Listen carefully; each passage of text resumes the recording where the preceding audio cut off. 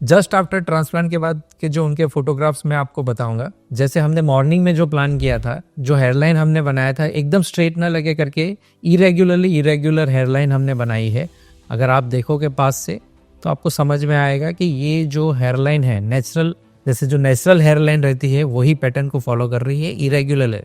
ये कोई pattern follow नहीं कर रही है जैसे कि ज़्यादातर लोग बोलते हैं कि जिगजैग पैटर्न में बनाया, लीनियर पैटर्न में बनाया, वैसा कुछ नहीं है। ये इरेगुलर प्रेस करते हैं हम लोग, तब जाके ये हम लोग नेचुरल लुक दे सकते हैं। ये देखिए आप, इससे आपको समझ में आएगा। ये हाई डेंसिटी जोन है जो फ्रंट में रिक्वायरमेंट रहती है, और ये जो पीछे आप देखोगे मिड डेंसिटी जोन है जहाँ पे हम लोगों ने इनका ट्रांसप्लांट किया है। सो एक ट्रांसप्लांट का जो सक्सेस है वो मैं ये बोलूँगा कि जो डॉक्टर का मेन पार्ट है वो डे ऑफ सर्जरी तक ही रहता है, जहाँ पे डॉक्टर ने आपका प्रॉपर प्लानिंग किया, ट्रांसप्लांट कैसे करना है, किस लेवल का आपका जो बालनेस है, कितना एरिया तक का आपका कवर करना है, कितने ग्राफ्ट्स लगाना है, कौन से हेल्दी ग्राफ्ट आपके डोनर से पिक करने हैं, उस पिक ग्राफ्ट में से कौन से स्पेसिफिक ग्राफ्ट आपके फ्रंट में लगाने हैं, कौन से ग्राफ्ट आपके मिडल पोर्शन में लगाने हैं, और कैसा ट्रांसप्लांट करना है। क्योंकि अगर ये ग्राफ्ट एकदम पास में लगाएंगे तो भी ग्रो नहीं कर सकते हैं, अगर ये ग्राफ्ट बहुत दूर लगाएंगे तो रिजल्ट अच्छा नहीं आएगा।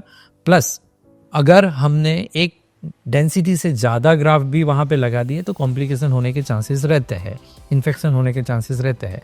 तो पहला दिन जो है वो मेनली आपका डिसाइड करता है कि आपका आगे चल के रिजल्ट कैसा रहेगा। अगर मेरे को आप ये पूछोगे, आप दुनिया के बेस्ट क्लिनिक का भी अगर आप वर्क देखोगे और आप इसके साथ कंपेयर करोगे तो आपको लगेगा कि ये एक जो बेस्ट वर्क है उसके साथ आप इसको मैच करके कंपेयर कर सकते हो कि ये एक बेस्ट लेवल का वर्क उनका हुआ है। तो कहने का मतलब यही है कि अगर आपका काम बेस्ट लेवल का हुआ है तो आप एक्सपेक्ट करोगे कि आपका रिजल्ट भी एक बेस्ट आएगा। और चलते हैं, ये पेशेंट हमारे पास जब इनके 4.5 महीने हुए थे तब फॉलोअप में आए थे।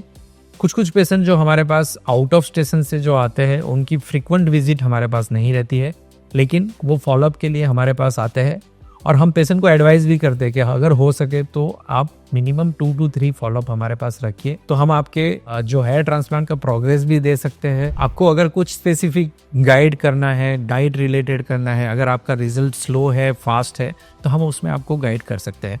तो ये पेशेंट जो है वो 4.5 महीने बाद हमारे पास आए थे। अब 4.5 महीने में हम लोग क्या एक्सपेक्ट करके चल सकते हैं अगर ट्रांसप्लांट कराया है। तो अगर आपको एक बेसिक प्रोग्रेस अगर मैं बताऊँ तो इनिशियली 15 डेज में जो क्लॉट है वो रिमूव होगा। 15 डेज से लेके 60-70 डेज तक शेडिंग फेज कहलाएगा, जहाँ पे जो ग्राफ्ट लगाया है उसका जो सेफ्ट जो है वो शेड हो जाएगा और उसका रूट जो है वो अंदर हो जाएगा, और फिर वो रूट से नए हायर आना चालू हो गया। तो 75 डेज के बाद न्यू ग्रोथ होना स्टार्ट हो जाता है, और फिर एवरी 15 डेज में आपको एक ड्रास्टिकली चेंजेस दिखना चालू हो जाएगा।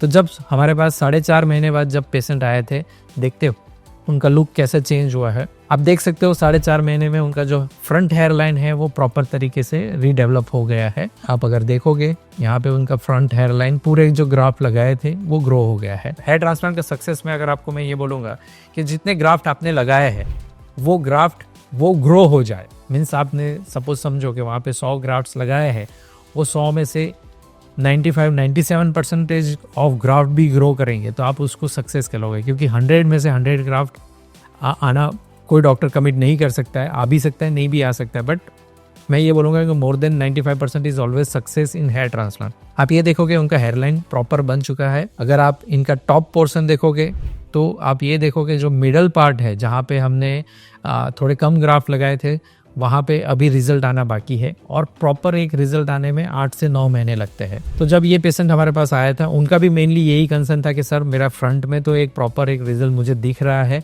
लेकिन मुझे जो मिडल पार्ट है और जो अपर टॉप पार्ट है वहाँ पे इतना रिजल्ट अभी मुझे नहीं अप्रिशिएट हो रहा है। मैं हर पेशेंट को हमेशा यही बोलता हूँ कि 4.5 महीना बहुत अर्ली स्टेज है जहाँ पे आप ये एक्सपेक्ट नहीं कर सकते हो कि जो आपका रिजल्ट है वो फाइनल रिजल्ट है। आपको फाइनल रिजल्ट के लिए मिनिमम 9 से 10 महीने वेट करना चाहिए। तो ये पेशेंट को भी जब फॉलोअप में आए थे तो हमने इतना एश्योर किया कि आपका रिजल्ट बहुत अच्छा आएगा, आप टेंशन मत लीजिए, आपने अच्छा ट्रांसप्लांट टेक्निक चूज़ किया है, आपका ट्रांसप्लांट बहुत अच्छे तरीके से हुआ है, हमने आपके प्रॉपर ग्राफ्ट प्लेसमेंट किया है, एंगल के साथ प्लेसमेंट किया है। सो आप एक अच्छा रिजल्ट एक्सपेक्ट करके चल सकते हो, आप टेंशन मत लीजिए। पेशेंट एश्योर होके जाता है और जब हमें भी अच्छा लगता है कि पेशेंट हमारे पर इतना ट्रस्ट रखता है, क्योंकि अगर ये ट्रस्ट है तो ही ये चीज़ आगे बढ़ सकती है। तो आइए देखते हैं इनका जो फाइनल रिजल्ट है वो कैसा है। दोस्तों ये इनका जो 9 मंथ का फाइनल रिजल्ट है, जहाँ पे आप देख सकते हो फ्रंट हेयरलाइन प्रॉपर डेवलप हो चुकी है। अगर आप ये देखोगे तो प्रॉपर पूरा फ्रंट हेयरलाइन एक बन चुकी है। आप जो इनका जो मेन कंसर्न था मिड पोर्शन एंड जो अपर जो पार्ट था स्काल्प का, वो भी अगर आप देखोगे तो पूरा कवर हो चुका है। सो मैं नॉर्मली यही बोलता हूँ कि 9 मंथ में मैक्सिमम टाइम पेशेंट का फुल रिजल्ट आ चुका रहता है और उसके बाद उनको जो है जो रिजल्ट आया है वो प्रॉपर मेंटेन करना रहता है। तो ये पेशेंट का जो आप ये देखोगे पूरा लुक चेंज हो गया है और विथ मेडिसिन एंड PRP जो उनका जो क्राउन पार्ट था वहाँ पे भी थोड़ा इम्प्रूवमेंट हुआ था, क्योंकि वहाँ पे भी उनके रूट्स थे। लेकिन हमने इनका जो सेकंड सेशन है वो आफ्टर 3-4 मंथ उनको पेशेंट को प्लान करने के लिए बोला है। तो यहाँ पे भी हम 1500 से 2000 ग्राफ्ट क्राउन में फिल करेंगे और उनका एक प्रॉपर लुक आ जाएगा। तो दोस्तों ये केस स्टडी से सिर्फ जो मैं आपको बताना चाहूँगा वो सिर्फ ये बताना चाहूँगा कि अगर आपका ग्रेड 5, 6, 7 है तो आप कोशिश करो उसको 2 पार्ट में आपका ट्रांसप्लांट करो। कॉस्मेटिक सर्जरी में कोई रिस्क लेने की जरूरत नहीं रहती है। फ्रंट जो सर्जरी रहती है, फर्स्ट सेशन जो सर्जरी रहता है, उसमें फ्रंट एंड मिड पार्ट को आप कवर करवाइए। उसमें आप प्रॉपर डेंसिटी के साथ और प्रॉपर प्लानिंग के साथ आपका हेयरलाइन डिसाइड करवाइए, जिससे आपका प्रॉपर एक लुक चेंज हो जाएगा। एक बार आपका फर्स्ट सेशन का प्रॉपर रिजल्ट आ जाता है, आफ्टर 8 मंथ 9 मंथ आप कभी भी आप सेकंड सेशन प्लान कर सकते हो, जिसमें आपका क्राउन एरिया कवर कर सकते हो और आपका एक प्रॉपर लुक आ सकता है। इन बिटवीन जो इन्होंने 6 मंथ में जो मेडिसिन ली थी, उन्होंने इनिशियली 3 मंथ के लिए फिनास्ट्राइड टैबलेट ली थी, बायोटिन टैबलेट ली थी एंड टॉपिकल एप्लीकेशन के लिए मिनॉक्सिडिल लोशन इन्होंने लगाया था। बीच में मिनॉक्सिडिल लगाते टाइम कुछ लोगों को डैंड्रफ की प्रॉब्लम भी आ सकती है। इन पेशेंट को भी थोड़ा डैंड्रफ का प्रॉब्लम स्टार्ट हुआ था, तो उन्होंने एंटी डैंड्रफ शैम्पू भी यूज किया था। तो 6 मंथ का medicine proper hair transplant guidance के साथ उन्होंने करवाया और ये एक फाइनल रिजल्ट उनका आया है। आप कंपेयर कर सकते हो बिफोर एंड आफ्टर में। पेशेंट का जो एज है मैं ये बोलूँगा सीधे 10 से 12 साल यंगर दिखना चालू हो गए हैं और एकदम उनका जो लुक है पूरा ट्रांसफॉर्म हो गया है।